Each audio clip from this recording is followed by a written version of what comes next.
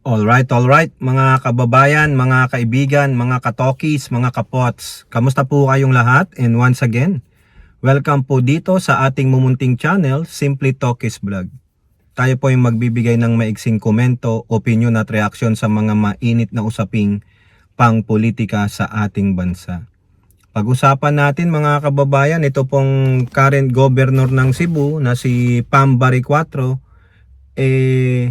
sinagot po yung former governor ng Cebu na si Gwen Garcia. Okay, meron po siyang mga akusasyon sa dating governor ng Cebu nang tinalo niya po nitong nagdaang eleksyon. At ganun din po ay ito mukhang malapit-lapit na mga kababayan. Mga senador at congressman kakasuhan ng DOJ.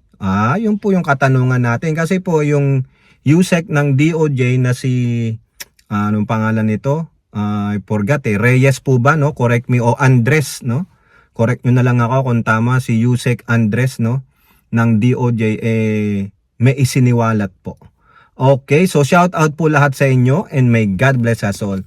So, unahin na natin mga kababayan, ito pong current governor ng Cebu na si Pam Baricuatro ay sinagot po yung mga sinabi ni former governor ng Cebu na si Gwendolyn Garcia tungkol po sa hindi po dumaan sa kanila yung proyekto ng DPWH na flood control at wala rin po silang alam dyan sa 26 billion na tinatanong nga ni Baricuatro. Nasaan yung 26 billion na pondo para sa mahigit 323 na flood control? Kasi during that time, si Gwendolyn Garcia ang governor ng Cebu.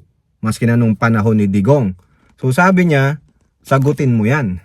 At hindi lang yan yung akusasyon ni Governor Baricuatro kay Gwendolyn Garcia. Kumbaga, naghahanap na ng masisisi si Pam Baricuatro. Dahil nga po sa matinding dulot nitong bagyong Tino sa kanyang bayan na ang dami pong namatay na mahigit siguro umabot na ng 200 yan, no? Yung mga namatay, kalunos-lunos po madudurog ang puso nyo dun sa nangyari sa kanila. Napanood ko po yung mga ilang video dyan sa social media na in-upload nitong mga to na yung isa sabi niya umabot na po ng second floor yung tubig. Wala po kaming naisalba. Ano pang maisasalba nyo? Nasa second floor na yung tubig. Anong may aangat namin sa bubong? O yung iba nga, binaklas na yung kisame para lang makapunta sa bubungan. Kaso yung iba naman, inabot hanggang bubungan. Yung bahay, sulubog yung bahay nila sa tubig. Kaya nga ang daming na-swept away.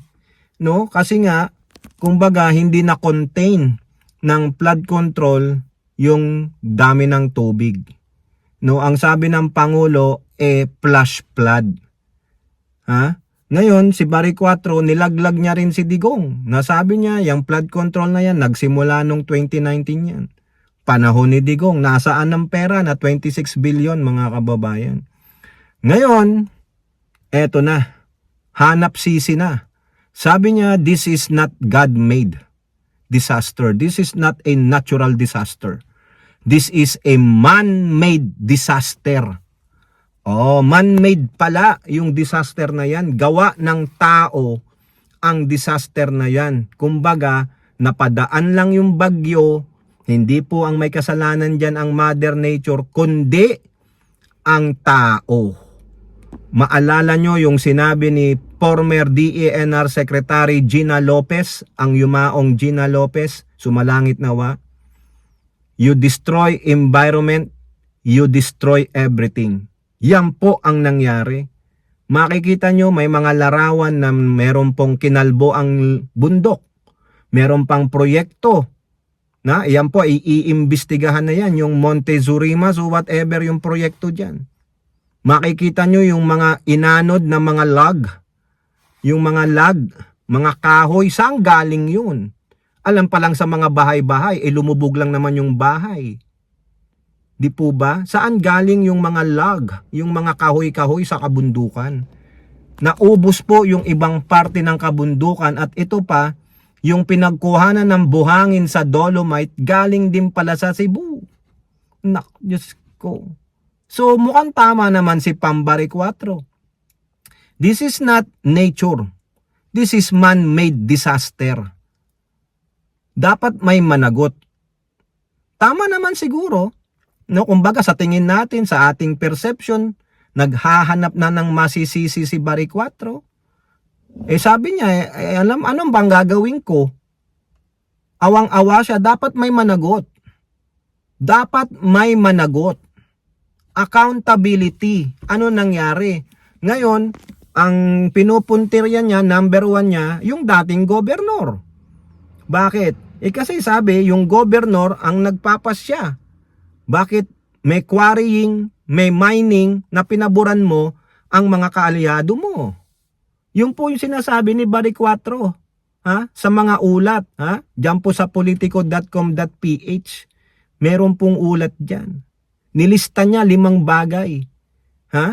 Quarrying, mining, wag mong sabing hindi dumaan sa'yo yung impormasyon na merong flood control diyan na bilyong piso. Kumbaga, sinasabi niya naging complicit ang dating gobernador na si Gwendolyn Garcia. Dapat magpaliwanag si Governor Gwendolyn Garcia. Dahil sa tagal mong umupong gobernador dyan, bakit hindi mo pinangalagaan ang environment? Bakit hinayaan mo na magkaroon ng mining dyan, magkaroon ng kung anumang ginagawa dyan sa bundok? Ngayon, sinubok kayo ng panahon, pinakita lang sa inyo na you destroy the environment, you destroy everything. That is a quote from Miss Gina Lopez, sumalangit nawa ang kaluluwa niya. It is a proverbial statement from the former DANR Secretary Gina Lopez na tinanggal ni Digong dahil gusto niya pagpatuloy ang pagsira sa kalikasan. Nagkatotoo. Anong ginawa ni Digong noon? Nilip niya ang 9-year ban sa pagkalbo sa mga bundok. O ayan. Di po ba? So hindi lang si Gwendolyn Garcia ang may accountability dito. Kung ako kay Pambari 4, humanap ka ng matibay na ebidensya. So far ngayon mga kababayan, what you have is only allegations but wala ka pang matibay na ebidensya. No, para talagang maniwala sa iyo ang tao, mapanagot ang dapat managot. Mag-imbestiga ka, alamin mo ang katotohanan at yun pawang katotohanan lamang. Hindi dahil kalaban mo sa politika ang lalabas dito, namumulitika ka na, naninisi ka na. Dapat bago ka manisi, tulungan mo muna ang mga kababayan mo and then investigate later. When all things settle down, when the dust settles down, then you can do the work for accountability. Dapat may managot. So far ngayon, hindi kailangan yan ng mga taga Cebuano. Hindi kailangan manisi muna Ang kailangan ng Cebuano ngayon na naapektuhan ng matinding bagyong Tino ay ang tulong sa kanila. Hindi nila kailangan ng pamumulitika. Kaya dapat kay Governor Bari 4, leave that to the investigators. Have somebody investigate it but not you. Mag-designate ka na ng tao mapagkakatiwala mo para managot ang dapat managot. Kung gusto mo managot si Gwendolyn Garcia, so be it. Pero dapat hindi pamumulitika. Dapat yung totoong ebidensya ng may katiwalaan, may pananagutan. Di po ba? O now, pasok naman tayo mga kababayan dito po sa DOJ. Kasi po yung isang USEC dyan na si, I forget Andres Orez ang last name niya. Sinabi niya po sa kanyang press con o interview mga kababayan na nagtitel all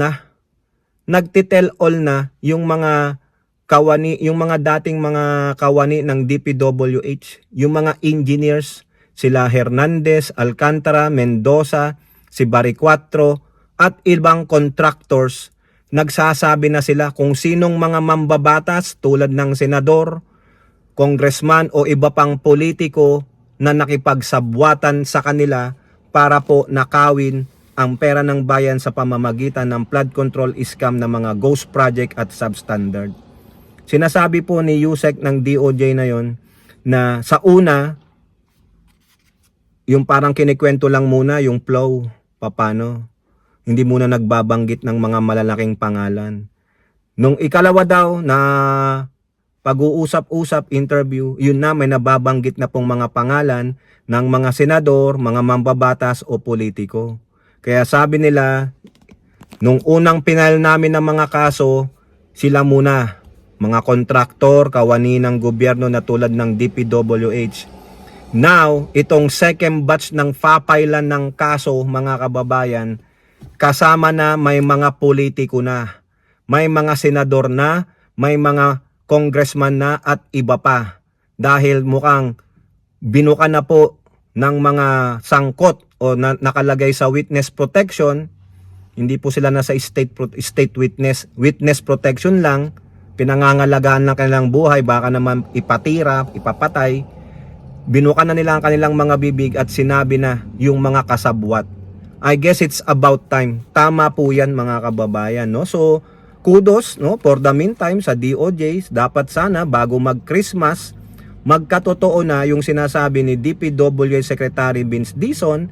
At bago matapos ang Nobyembre, may makulong may makulong doon. Sabi niya mahigit sa 60 ang makukulong bago yung mga magpapasko sa December sa kulungan.